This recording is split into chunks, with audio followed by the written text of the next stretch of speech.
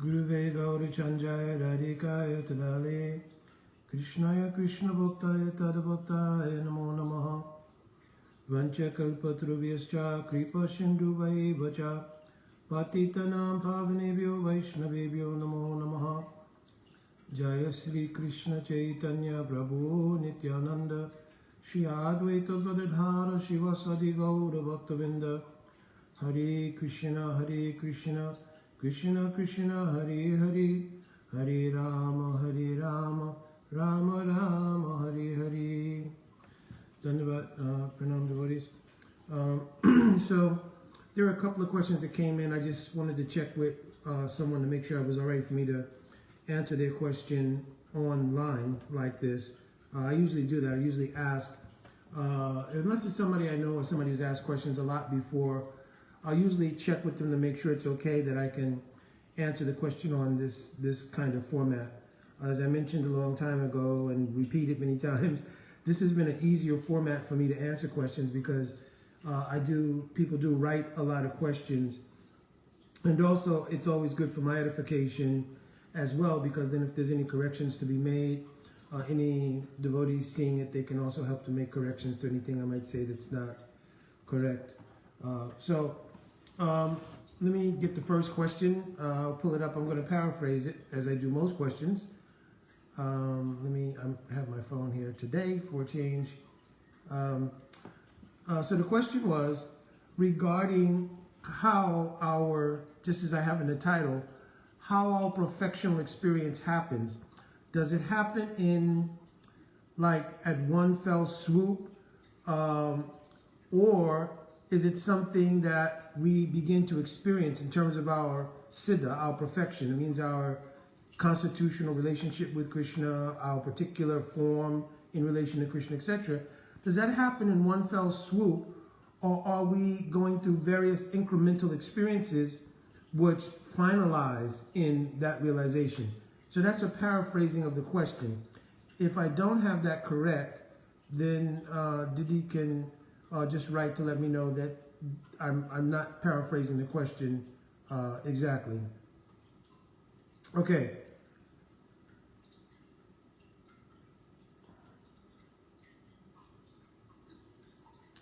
Okay, and there's a reference to actually a quote in Srimad Bhagavatam, so I will also take another look at that and make sure. So let's go on from the basis of that paraphrasing of the question.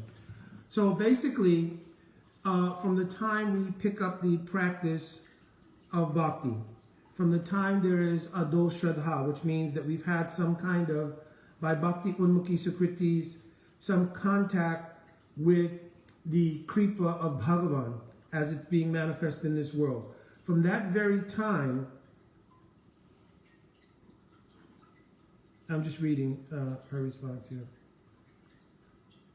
Okay, all right. So from that very time that we have contact via bhakti unmukhi sukritis, it means activities which were known knowingly or unknowingly done in relation to bhakti. From that very time, there is a influence of the internal energy of God, Swarup Shakti. That prabhav, or that influence, then manifests in the form of faith when we have contact with a sadhu, right? So there's ado shraddha, which is that prerequisite contact with the prabhav of a sadhu and Bhagavan, and then there's the actual contact by hearing Hari Katha, etc., of a sadhu.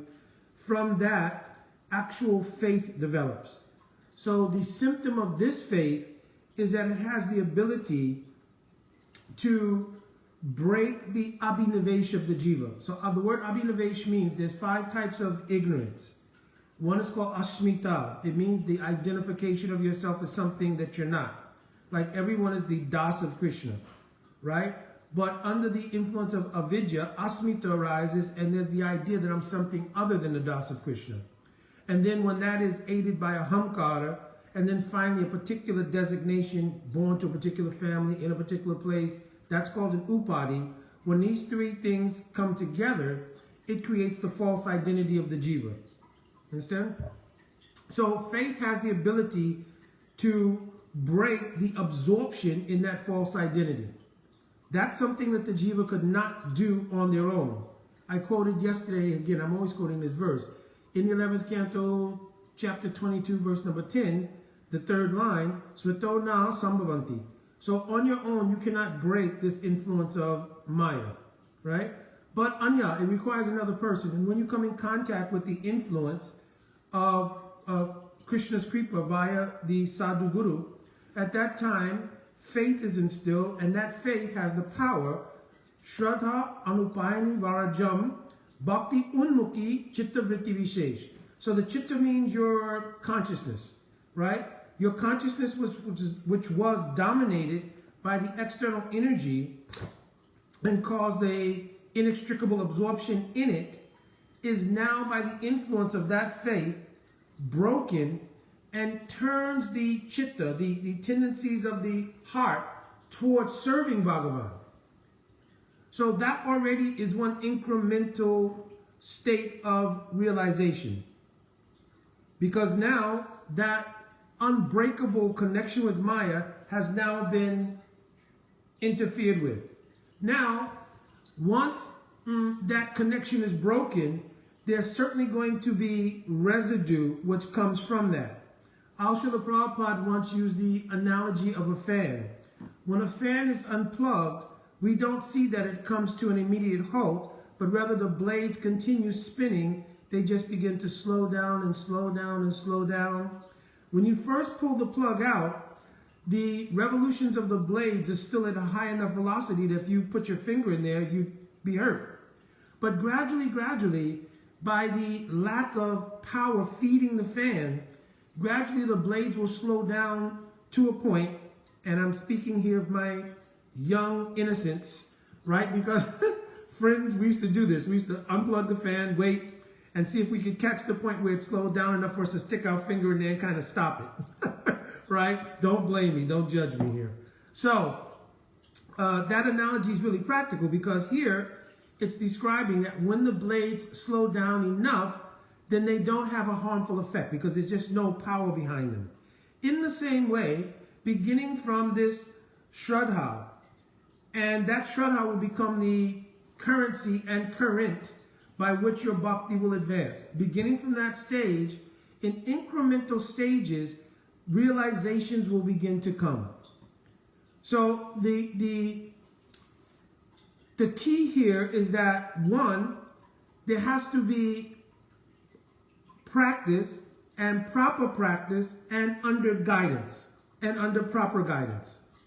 These are the caveats that go around allowing that faith to be executed in a practice that will then yield realizations of the internal energy in your chitta.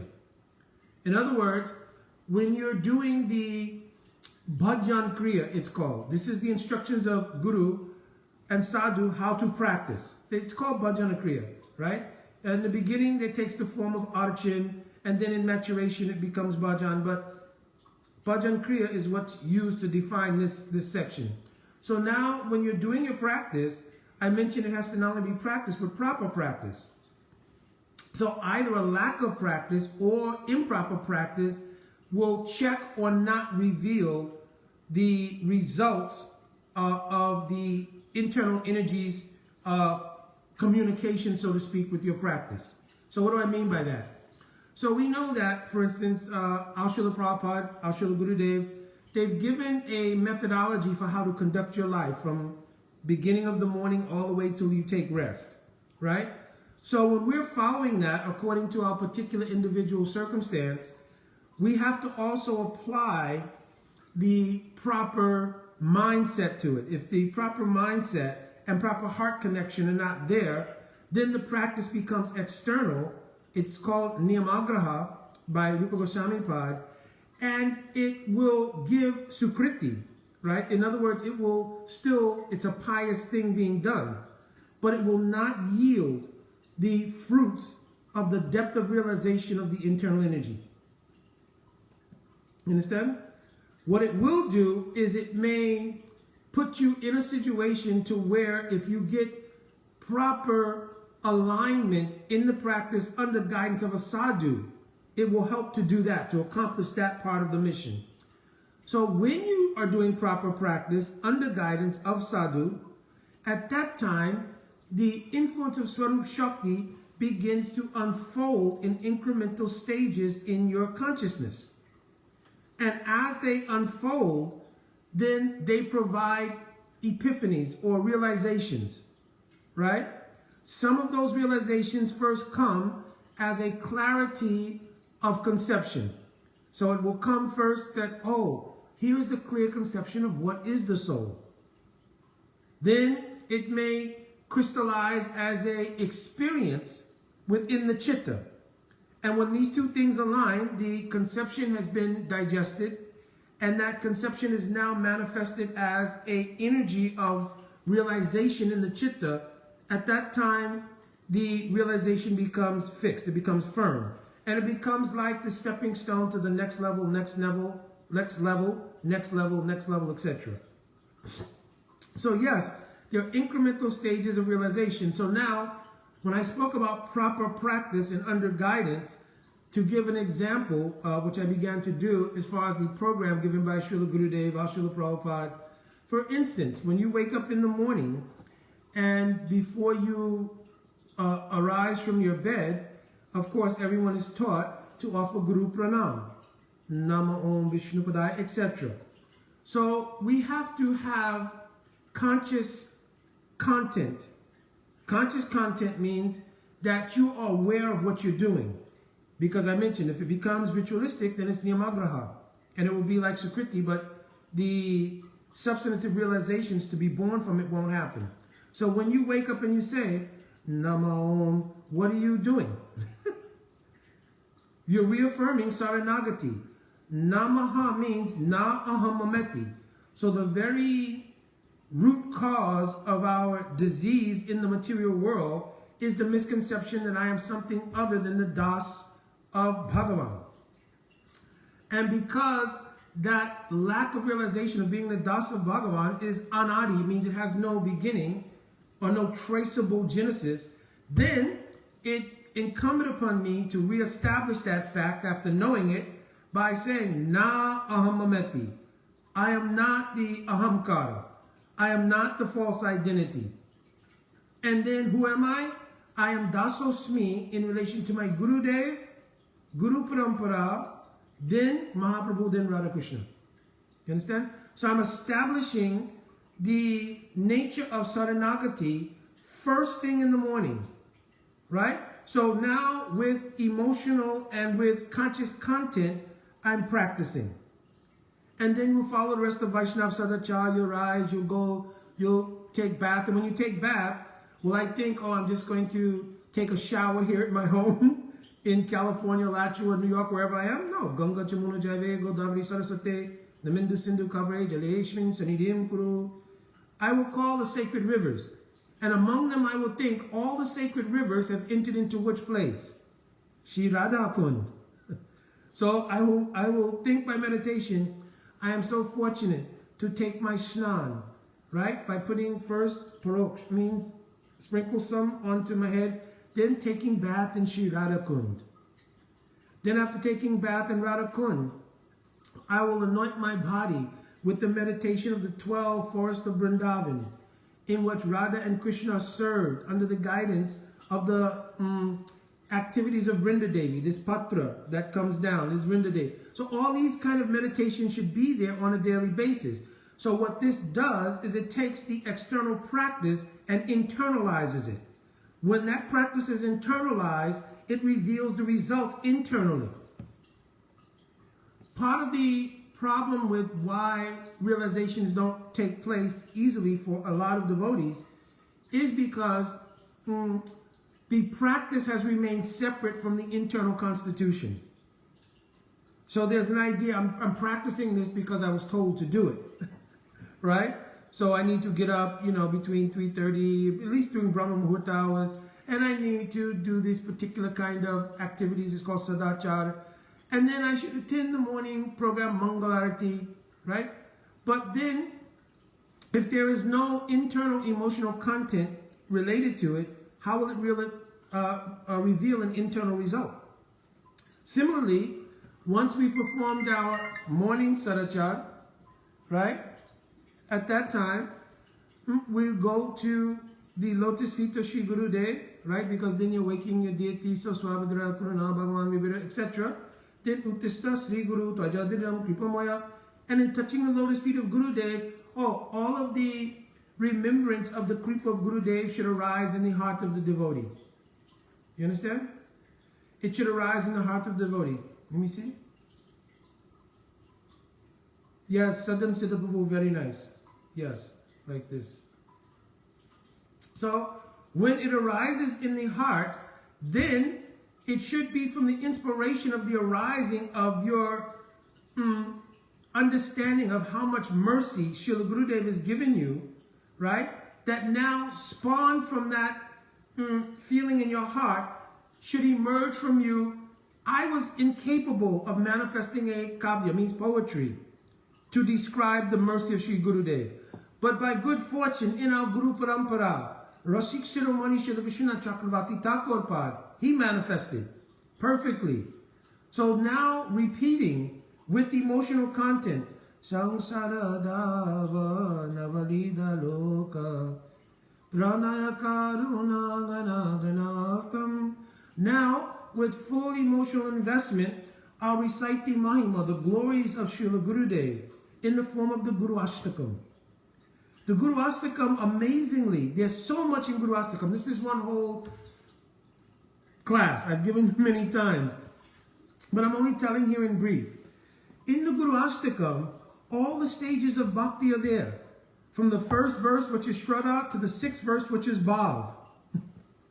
You understand? So all the stages of bhakti are present there in the glorification of Guru. So one should go deeply into it, singing with meaning, right? The prayers of Guru Ashtakam.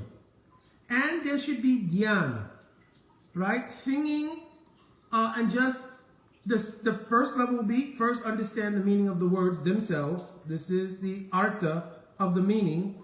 Then that artha, that meaning, will have an echo. You know, if you go to some place like Grand Canyon or something, or any place where there's a large echo, and you yell one word, only one word, hello, you'll hear, hello, hello, hello, hello, hello, hello. In the same way, in a spiritual sense, if you will find one meaning to one word, but you have deep emotional investment, it will echo several meanings. This is called dwani. It will echo several meanings in your heart. Understand? Then, that emotional content that you're investing will also give rise to a dhyan. A dhyan is a meditation. So I'm not only participating in the Mangalarti, singing Guru Ashtakam with the artha, with the meaning, but a dhyan arises also. What is the dhyan? Oh, my Gurudev has saved me from this cycle of samsara. How? By his causeless mercy, he's extracted so much mercy from the ocean of mercy. Who's the ocean of mercy? Right? The ocean of mercy is Shrimati Radha herself. She's the ocean of mercy. Yat Kinkreshu Bahusa Kaluka Kavani Nityaparasha Prusha Shakandamuli Tashyagada Rasanide Visabhanu Jayas. Rasanide Visabhanu Jayas means Radhika is the ocean of mercy. He's extracted from the ocean of rasa and mercy so much kripa, mercy. And like a cloud, he's come into our purview. Just like a cloud takes water from the ocean, comes to the place where there may be a great forest fire, which is the comparison here, and rains down fresh water. There's so many deep things in here, because the water taken from the ocean is salt water. The indication is here is that the jiva is incapable of directly approaching Radha and Krishna in their condition. If your body is burning from head to toe and you go and place yourself in salt water, it will not be fruitful for you. So from the position of the jiva in the conditioned state, trying to directly approach Radha and Krishna is like that. But a cloud, Gana Ganatam, Gurudev, like a cloud, has extracted the nectar of the rasa of Radhika's praying, and by kripa, right, has come into our purview, because the cloud travels, right? So the cloud comes to where the forest fire is of our material existence, rains down water, but that water is transformed into fresh water. You understand? So many deep things are in Guru Astakam, right? So we begin our meditation like this, and there's so many incremental steps of the meditation, right? I've given classes on this before. I don't know if online, I can't remember, right? But certainly I've spoken on it in Traveling for Harikatha, right? So in that way, so many deep things are there, and there's a meditation. That meditation leads into the meditation of the service to Mahaprabhu Radhakrishna.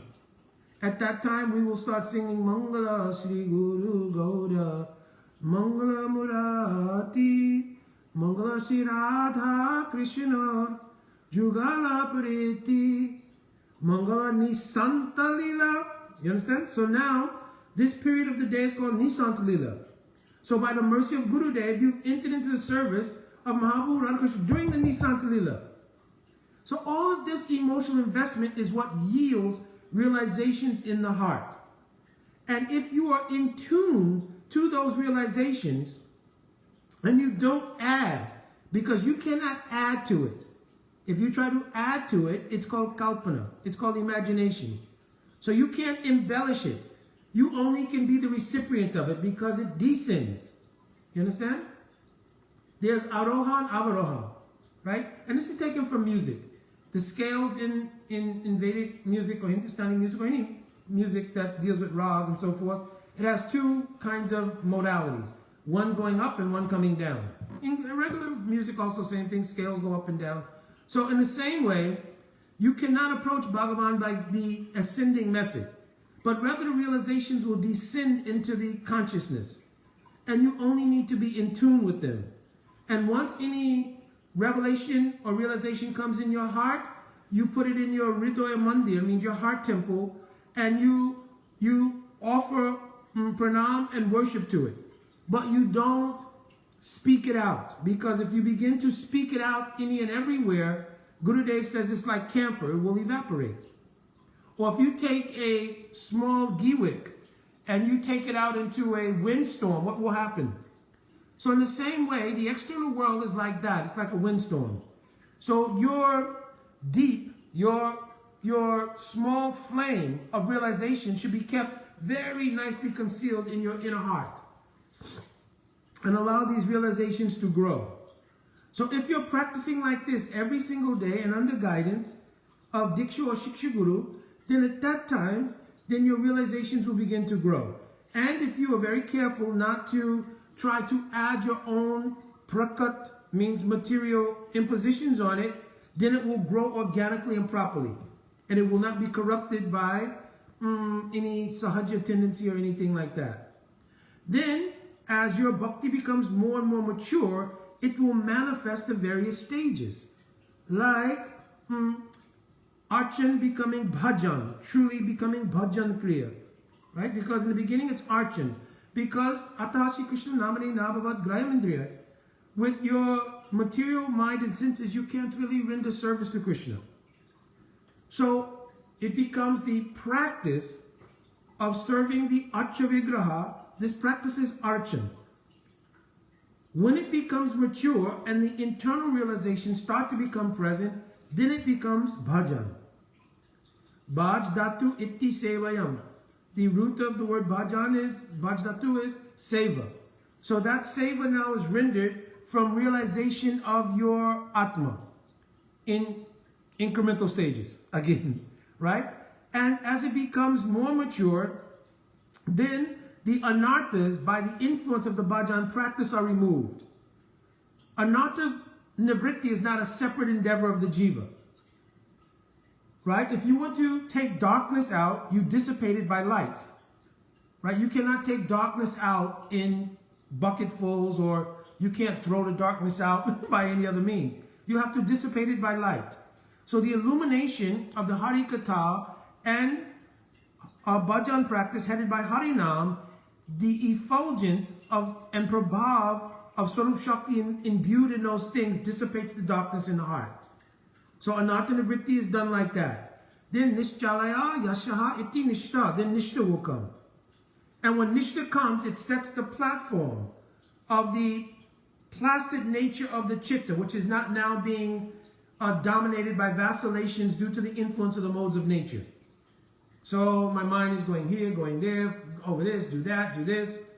That, when it quells, it sets the stage for which taste in bhajan comes. So ataha ruchi bhajan vishai. So first, ruchi will come. Tatat bhava adi madhure shruti dirapekshate nasa sastuna yuktingscha tal lobat. Lob means ruchi. Tal lobat utpatti lakshanam. That ruchi will arise in the heart. Right? But the first ruchi is in bhajan. It is by this means, namasestam manumupi sachiputra matra surupam. One will think, oh, by the mercy of Gurudev, what I've received, namasestram, the highest class of Harinam.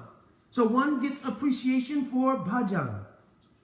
When that becomes mature, proda paratma sa'ayiti bhajaniyam, then it becomes attachment to the object of the bhajan. That stage is called ashakti.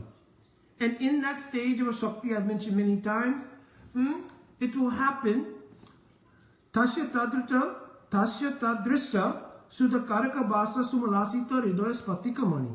The heart, being crystal-like at that point, will reflect the abbas. It means the shadow of the mood of an eternal associate. When that comes onto the chitta, a resonance or a connection with that mood becomes prominent. At that time, the jiva can see in a fixed way what is their aspiration. Prior to that, it has all been born from the Sambandha Gyan given at the time of Diksha by Guru. And it has become thicker and thicker and thicker. In a Sakti, it becomes clear. You understand? In the Chitta, oh, the mood of Rupa Manjari is so sweet. I want to serve like that. That becomes a clear aspiration in the heart. Then Antas Chinta. Antas Chitta Seva Abhista Tat Upayogi Deinam. At that time, by contemplation on that particular mood, right? Then Antas Chintan. With Seva Abhista, a desire for that kind of service. Upayogi Dehinam. A root will manifest in your bhajan suited to that particular type of service. That is your Nitya Swarup. At the time of Swarup Shakti, with the descent fully of Swarup Shakti, that has been coming in incremental stages, with its full descent, Suddha Sattva Viseshatma Prem Suryangsa Samyabat, Ruchi Bish Chitta Masvinya. Then the Chitta will melt completely, meaning that it will become one with Swarup Shakti. Right? This explained a few verses later. Avyabuya manovritam vrajante surupatam. Avyabuya manovrito vrajayate surupatam. Swayam prakasharupopi basaman prakashiva. Then the chitta and the particular kind of ruchi for what you were practicing, it becomes one thing. And the revelation completely of your Siddha Swarup is manifested in Bhav Avast and becomes clear. At that time, one is doing bhajan in Bhav, right? Because the goal of sadhana is to obtain Bhav. Then practicing in Bhav to obtain Prem. Understand? So this is how the incremental stages of realizations work up to the point of Bhav. But again, emphasis will be, in order to experience it, it will require one, practice. But not just practice, but proper practice. And that proper practice should be under guidance. Not just under guidance, but under proper guidance. And then the effect of the bhajan practice given by our Guru Vargas will become, will show their efficacy. You understand? It will manifest realizations in the chitta, and I've already mentioned, those should be kept in the heart, and there should be no application of any prakrit bhav, means our material energy. We won't try to falsely apply that, but we will graciously serve and worship those realizations, understanding them to be Guru Kripa. You understand? I have not met Radha Krishna Mahaprabhu. This is Guru Kripa coming in my heart. Understand? Guru Kripa ki Anandamurti. That Anand felt doing this unfoldment is the Anand of the mercy of my Gurudev. You understand? For instance, it is very difficult, impossible, literally, for any person to cry or show emotional content due to separation from Mahaprabhu Radha Krishna because we've not had that direct experience. If you have, I'm not speaking to you and I beg your pardon. So, and I'm not being sarcastic here because I just don't know everybody, so I can't make a blanket statement like that. But if you are unfolding and you have not had that experience yet, your first symptom that realizations are coming will be your ability to manifest emotional content in relation to Sri Guru. Because you have experience of the Acharya Lila. You've had experience with Srila Gurudev. And therefore, there is some concrete connection, right? If you are a deep disciple, there's some definite heart connection there. So it means that now there can be emotional content expressed, which will arise also swabhavically, naturally, in relation to the heart connection with Sri Guru. When I would think about the kripa of Guru, when I would think about the mercy of Guru, when I would think about if Gurudev is into Samadhi, all the separation mood from Guru, all these things are genuine spiritual emotions. And that is the first set of spiritual emotions that come to the jiva. Okay? Everything in relation to Sri Guru. Like this. Okay, so hopefully that answered the first question. There may be follow-up parts to it and so forth and so on. So if there are, Didi, you can write me. And actually the question was very wonderful, really. I mean, it stirred a lot of things. So you can write if there's something additional. But hopefully this answered at least the basic part of what is your question. The other question was, let me see. What was it about? Now I'm thinking because I got so deeply involved here. I'll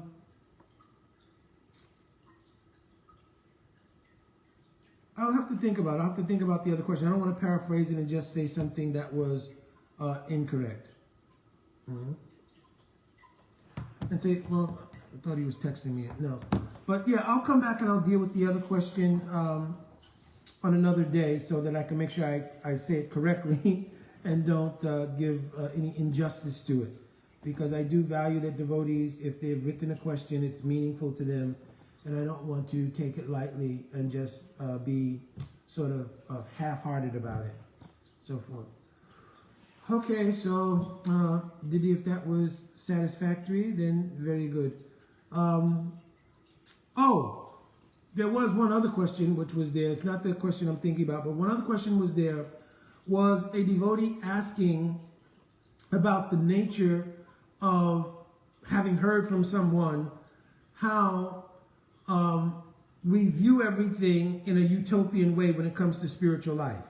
That was the third question. It was not the question I was thinking about, but it did come to my mind. They were saying that we look at going to the spiritual world and we'll get there and it'll be like utopia.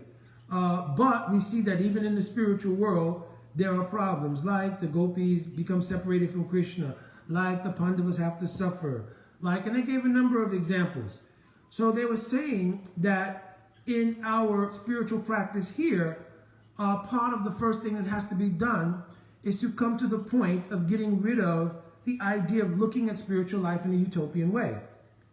So the devotee was asking me about that, and my partial reply to that devotee was, nonsense. Basically, in so many words. Because we cannot conflate material conceptions with spiritual reality. What creates an idea of utopia is self-interest. Because even if you, of course, phonetically, this is not the actual thing, but in just to give a comic insight into it, utopia. It's all about you. So, yes, if we have self-interest and everything is about us, right, and we're looking at things from utopian point of view, about me, right, then yes, we will find always problems in any paradigm.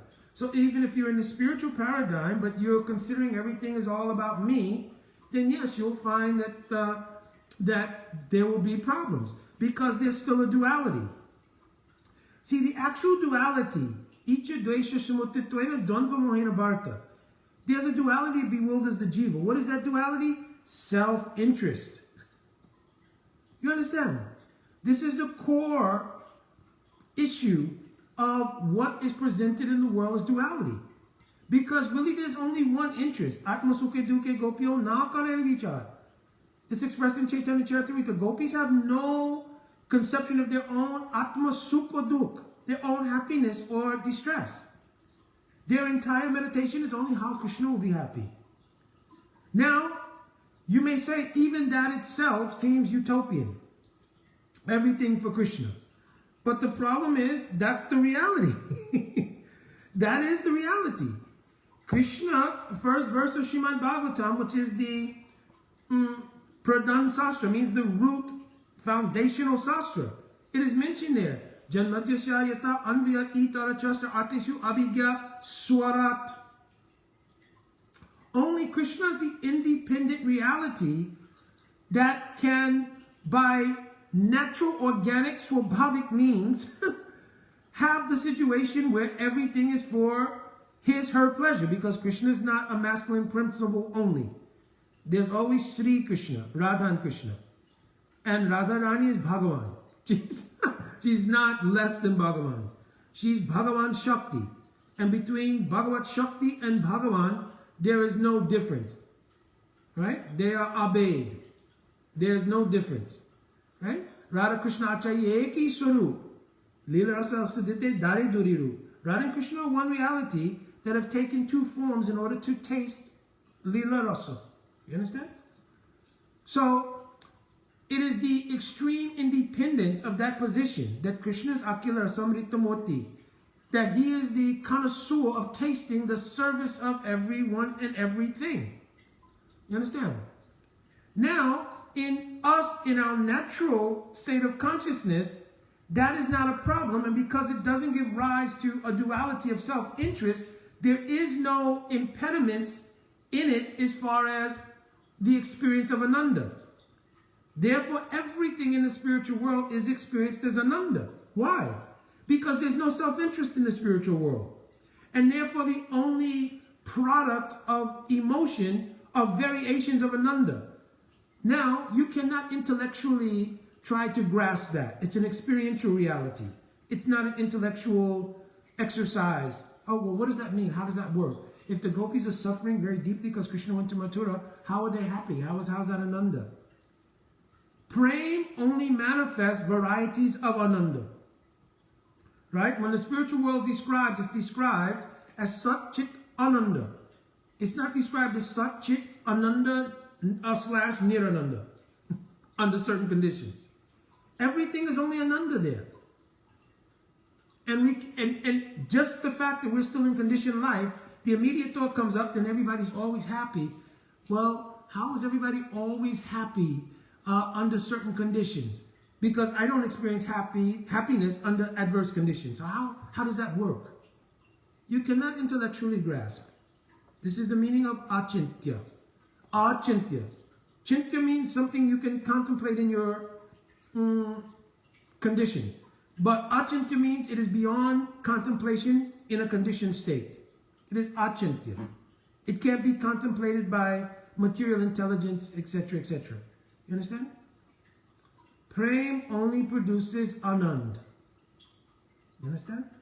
It does not produce anything else because there is no self-interest involved.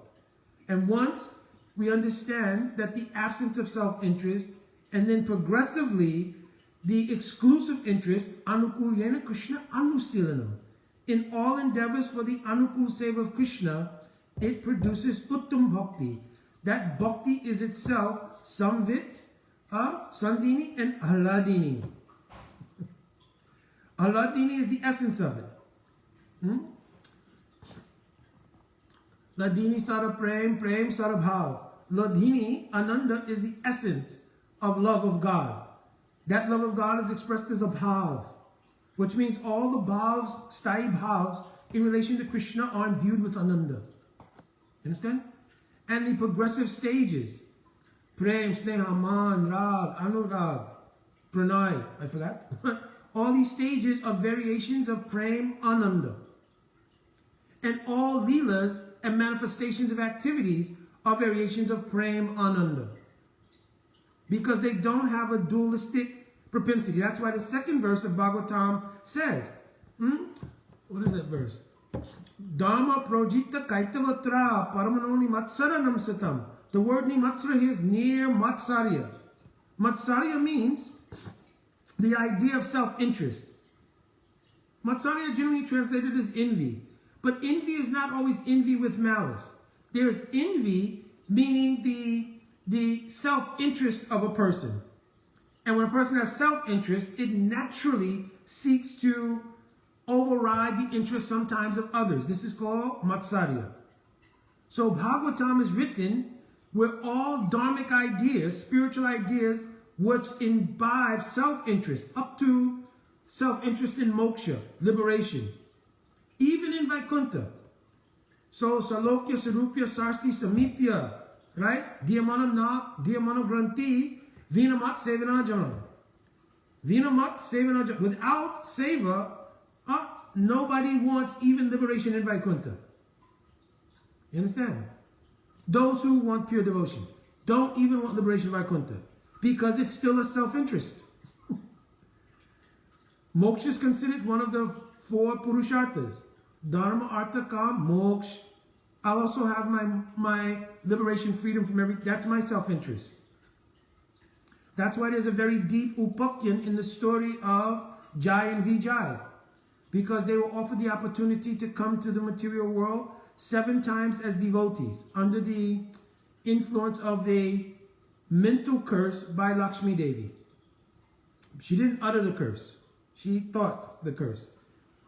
Or they could come 3 times opposed to Bhagavan under the pretense of a curse by the 4 Kumaras. It's written in Shastra that curse, Jai Vijay Sanakari Shap Vyajema. The curse, Vyajema means like a pretense, right? Because you cannot curse the residents of Vaikuntha, you understand? But under the pretense of a curse, this Leela was performed. What is significant about this Leela is that Jai and Vijay accepted adversity to the Lord so the Lord could taste Viraros, the act of chivalry. It is one of the Gaun rasas, one of the secondary rasas. So to taste that Viraras, they accepted coming here, which means no self-interest. Self-interest would have been, yes, let's go 7 times as devotees. Why? Narayana Parayana Save Nakutashina Bibhyati Swarga Apavagana Rakeshu Api Tulyatra Darshana. As a devotee, it doesn't matter where you are, you still have the same Ananda experience. So if they'd come 7 times as a devotee, their own happiness would not be interfered with. Understand? So they elected, no, first let us have the mood of serving Bhagavan. Viraras. Therefore in Bhagavatam it's mentioned, Samrama, Sambritya, Anubhadi, Samadhi, Yog. That the activities of Hiranyaksha, Hiranyakasipu, Ravan, Kumbhakarna, Shishupal, and Dantavakra were all bhakti. You understand? They were not demons. It was bhakti being performed. But the secret is expressed in Bhagavad Gita. Api chetsu duracharo bhajate mamananyabhak. You have to see who that person is to understand how they are pi chetsu duracharo bhajate mamananyabhak. They have ananda bhakti towards Bhagavan. And that bhakti cannot be broken. Therefore, their so-called durachar is lila. And in Bhagavatam 3rd canto it's expressed. The more that they became involved in their respective roles as supposedly being opposed to Krishna, they developed samadhi and bhakti from that. Srimad Bhagavatam is extremely deep understanding.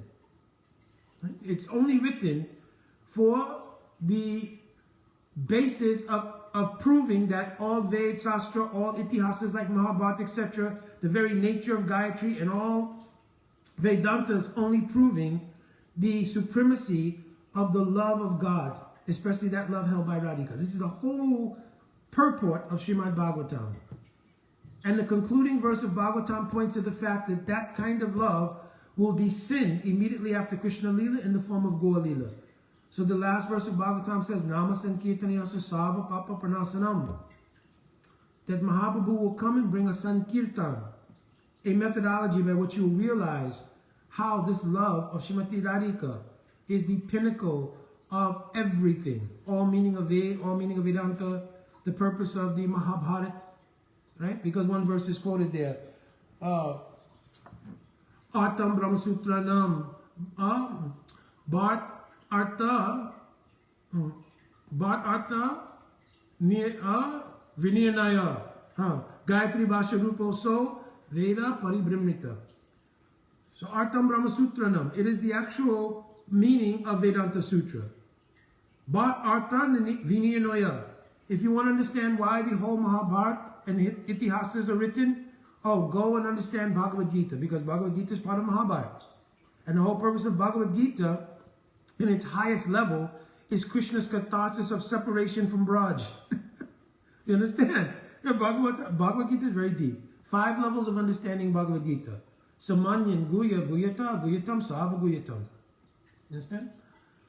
And Gayatri Bhasha Rupo So, the very Gayatri mantra, which is the essence of Vedas, right? Which in its mature form becomes Kam Gayatri. It is the actual explanation of that Gayatri is Srimad Bhagavatam. And Vedanta Paribramita. So the definition of what is the Veda is Srimad Bhagavatam. It defines what is the Veda. Understand? So, no. I kind of extrapolated a lot, but the point being that no.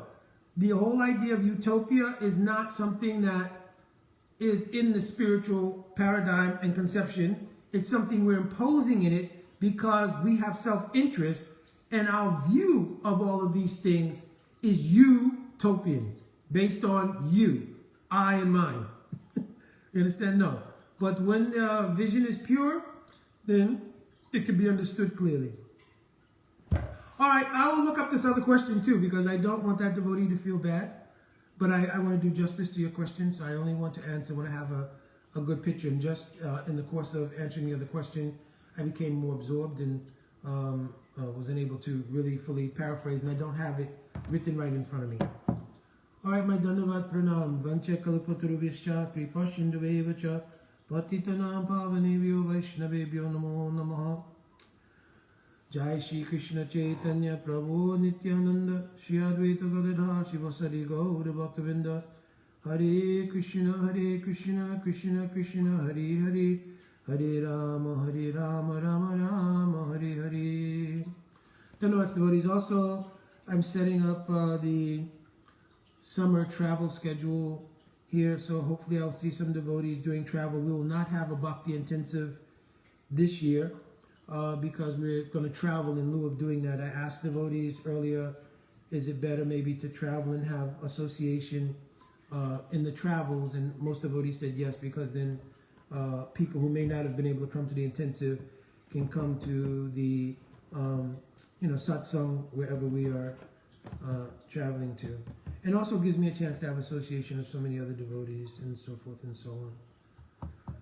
So as we get closer to the travel dates, then I will let persons know according to where you live and what places I will make in the first travel and in the second travel and all of that kind of stuff. All right, please, other than that, please pray to Shri Shri Guru Gauranga that they can give me some mercy to continue unfolding in bhakti and to have all of your association. Jai Radhe Radhe.